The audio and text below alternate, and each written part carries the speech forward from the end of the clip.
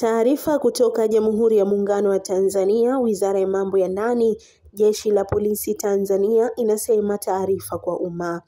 Jeshi la Polisi Kanda Maalum ya Dar es Salaam linatoa taarifa kwa umma kuwa tarehe 13 mwezi wa 5 mwaka huu 2025 majira ya saa 6:45 usiku katika uwanja wa ndege wa kimataifa wa Julius Nyerere lango namba 3 Terminal 3 lilimkamata Amani Golungwa, naibu katibu mkuu Tanzania Bara wa Chama cha Demokrasia na Maendeleo Chadema, akiwa katika maandalizi ya kusafiri kuelekea nchini Ubelgiji.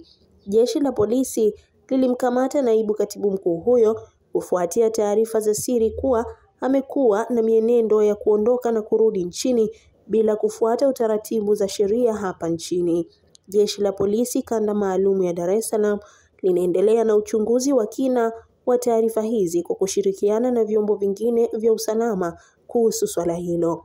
Jeshi la polisi linatoa wito kwa wananchi kuendelea kuwa watulivu wakati uchunguzi ukiendelea na kupuuza taarifa za upotoshaji kuhusu hatua hizi za kisheria zinazomhusu mtajwa. Hii ni Uhondo TV, mimi ni Nuru Mangi, endelea kuwa karibu nasi ili kuendelea kupata habari zaidi.